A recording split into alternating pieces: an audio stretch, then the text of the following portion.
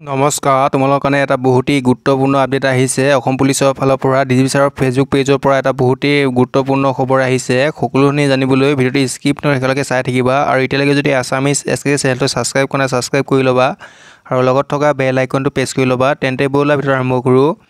এইটো হৈছে ডিজিপি ছাৰৰ ফেচবুক পেজ। আৰু উল্লেখ কৰিছে অসম আৰক্ষীৰ উপ পৰিদৰ্শক পদৰ বাবে অনুষ্ঠিত হ'বলগীয়া PST PET পৰীক্ষাসমূহ প্ৰতিকূল বতৰৰ বাবে কমেও এসপ্তাহ পিছুৱাই দিয়া হৈছে। এই পদৰ বাবে কাট-অফ মাৰ্কছৰ তালিকা সোনকালে প্ৰকাশ কৰিবলৈ নিৰ্দেশ দিওঁ।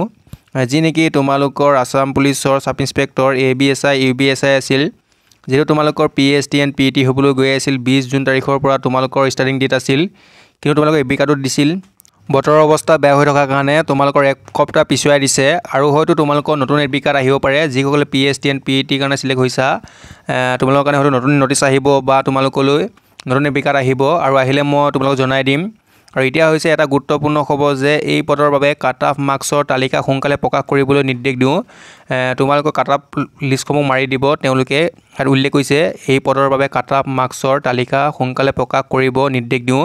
তোমালোকৰ যেনেকৈ অসম পুলিচৰ অফিচিয়েল ৱেবছাইট আছে, তাত তোমালোকৰ যিটো কাট-অফ লিষ্ট আছে সেই কাট-অফ লিষ্টসমূহ তোমালোকক পাব্লিছ কৰি দিব। যিহেতু সকলোৰে এটা ডাউট আছে যে কাট-অফটো কিমান গৈছে কিমান নাই যোৱা, সেই সন্দৰ্ভতে ডিজিপি ছাৰে ইয়াত উল্লেখ কৰিছে। আৰু তোমালোকে অসম পুলিচৰ অফিচিয়েল ৱেবছাইটত চেক কৰি থাকিবা, সকলোৱে চেক কৰি থাকিবা। যিসকলে PST দিবা বা PET দিবা সকলোৱে চেক কৰি থাকিবা। লগতে যিসকলে কাট-অফ লিষ্টৰ কাৰণে ৱেইট কৰি আছা তোমালোকে চেক কৰি থাকিবা। তোমালোকে ধুনীয়াকৈ বুজি পালা। ভিডিঅ'টো ইমানখিনি আছিল। ধন্যবাদ। নেক্সট লগ পাম।